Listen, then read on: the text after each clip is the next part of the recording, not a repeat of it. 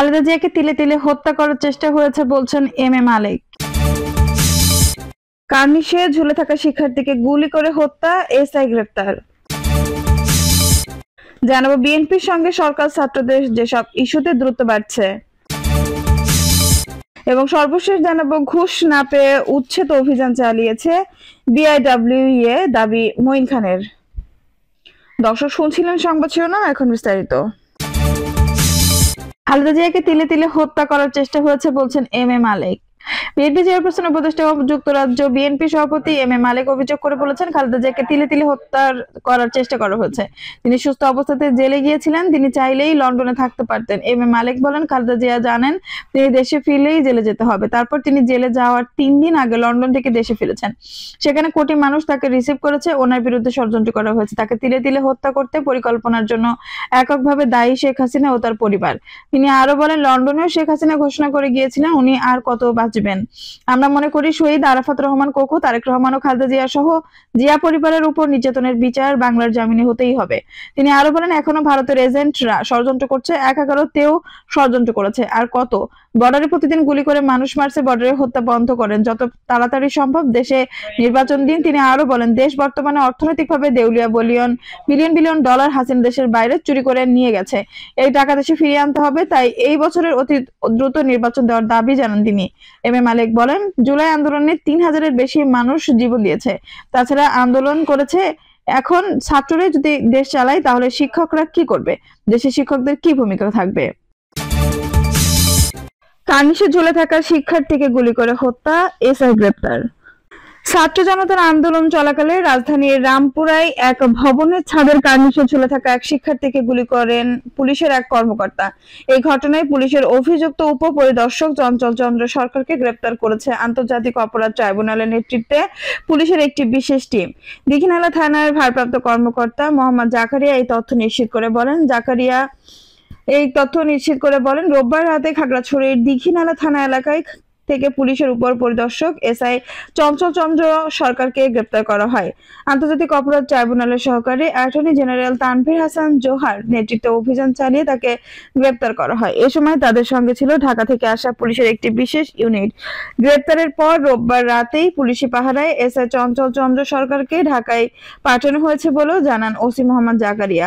জুলাই আন্দোলন চলাকালে প্রাণ বাঁচাতে নির্মাণাধীন ভবনের 4 তলার কার্নিশে ঝুলে থাকা কিশোরকে ঠান্ডা মাথায় খুব কাছ থেকে কয়েক রাউন্ড গুলি করে হত্যা করে পুলিশ।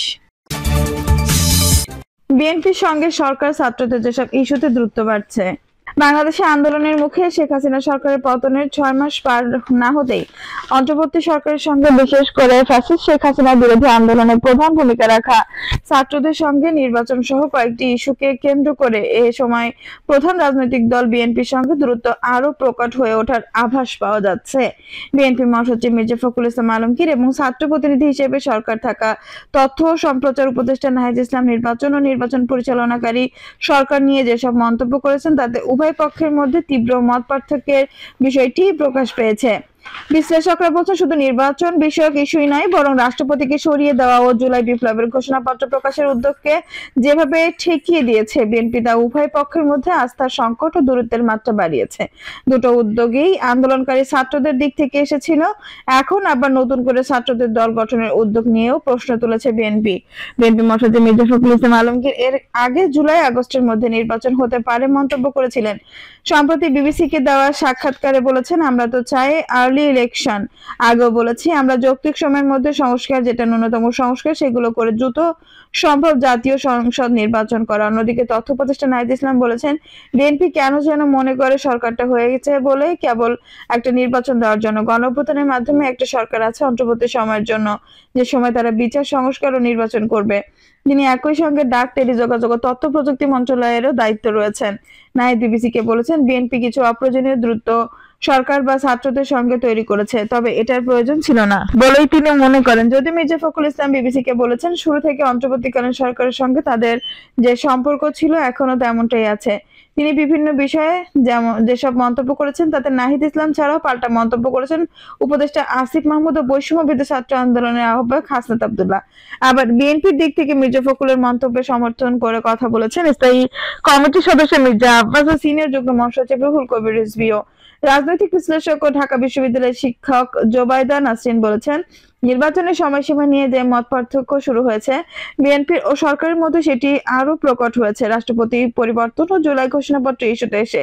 তার মধ্যে বিএনপি নেতাদের বক্তব্যে এটি পরিষ্কার যে তারা মনে করেছেন বিএনপিকে ক্ষমতায় আসতে না দেওয়া বা বিলম্ব করানোর একটা চেষ্টা সরকারের ঘনিষ্ঠ কোনো মহল করছে বলে তারা মনে করেন। এই কারণে উভয় পক্ষের মধ্যে এখন মতপার্থক্য ক্রমাগত বাড়ছে বলে তার ধারণা। আরেকজন বিশ্লেষক অধ্যাপক মোহাম্মদ মুজিবুর রহমান বলছেন, নির্বাচন ও সংস্কার নিয়ে পরস্পরের উপর যে আস্থার সংকট সেটাই উভয় পক্ষের মধ্যে দূরত্ব মূল ভিত্তি।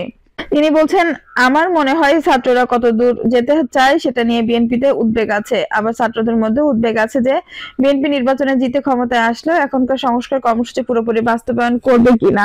মির্জা ফখরুল ইসলাম আলমগীর বিবিসিকে বলেছেন, যারা বাংলাদেশের স্বাধীনতা বিশ্বাস করে রাজনীতি করে তাদেরকে নিষিদ্ধ করার ব্যাপারটা আমার আর কখনোই একমত হয়নি।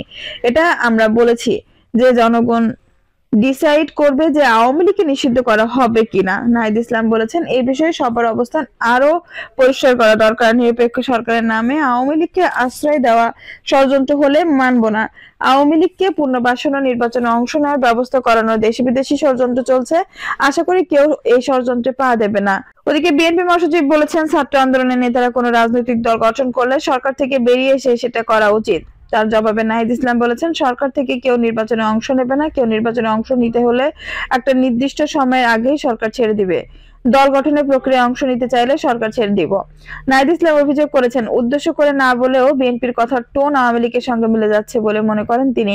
প্রসঙ্গত মির্জা ফখরুল বিবিসিকে বলেছেন যে তিনি মনে করেন সরকার থেকে বেরিয়ে ছাত্রদের দল গঠন করা উচিত, অর্থাৎ সরকারের কোনো সাহায্য না নিয়ে তারা যদি দল গঠন করতে চায় সেটা তাদের জন্য ভালো হবে। নাহিদ ইসলাম এই প্রসঙ্গে বলতে গিয়ে বলেছেন, প্রশাসনের বিভিন্ন পর্যায়ে বিএনপি পন্থী লোকজন আছে, তাদের রেখে নির্বাচন সুষ্ঠু নিরপেক্ষ সম্ভব কিনা। তিনি বলছেন, রাষ্ট্রপতির পরিবর্তন, জুলাই প্রোক্লামেশন এগুলো কিন্তু ছাত্রদের দলীয় দাবি ছিল না, এটা অভ্যুত্থানের আকাঙ্ক্ষা তৈরি হয়েছে, সেটার ভিত্তিতে ছাত্রদের পক্ষ থেকে দাবি এসেছে। একটা ভয় কেন যেন বিএনপির মধ্যে দেখতে পাচ্ছি, এটা অমূলক। রাজনৈতিক বিশ্লেষক ও ঢাকা বিশ্ববিদ্যালয়ের শিক্ষক জোবাইদা নাসরিন বলছেন, রাষ্ট্রপতির পদত্যাগের ইস্যুতে বিএনপির শক্ত অবস্থান নেওয়াটাই আন্দোলনকারী ছাত্রদের সঙ্গে তাদের মতপার্থক্যের বহিঃপ্রকাশ ঘটিয়েছিল। তিনি বলছেন, সাংবিধানিক সংকটের আশঙ্কার কথা বলে রাষ্ট্রপতি ইস্যুতে এবং প্রয়োজনীয় প্রশ্ন তুলে জুলাই ঘোষণাপত্রের বিরুদ্ধে বিএনপির শক্ত অবস্থান ছিল আন্দোলনকারী ছাত্রদের অবস্থান বিরুদ্ধে একটা ধাক্কা। এছাড়া বিএনপির মধ্যে -2 ফর্মুলার কথাও তুলে ধরছে। এসব ইস্যুতে শুধু সরকার বা আন্দোলনকারী ছাত্রদের সঙ্গে নয়, বরং জামায়াত সহ ইসলামপন্থী দলগুলোর সঙ্গেও বিএনপির ঠান্ডা লড়াই স্পষ্ট হয়েছে। তার মতে নির্বাচন আওয়ামী লীগ আসতে পারবে কিনা তা জনগণের উপর যেভাবে বিএনপি ছেড়ে দিতে চাইছে সেটি আন্দোলনকারী ছাত্ররা মেনে নিতে পারছে না, যা তাদের মধ্যকার বিরোধকে আরো চাঙ্গা করে তুলতে পারে বা বলে মনে হয়। তার ভাষ্য, আন্দোলনকারীরা ছাত্ররা আওয়ামী লীগের নির্বাচনে অংশ নেওয়ার বিষয়ে যেভাবে সিদ্ধান্ত দিয়ে দিচ্ছেন তা বিএনপির ভালোভাবে নিচ্ছে না। আবার সরকারের সঙ্গে ঘনিষ্ঠরা যেভাবে 24-এর আন্দোলনকে 71-এর মুক্তিযুদ্ধের সঙ্গে তুলনা করে সেটাও বিএনপির জন্য অস্বস্তির।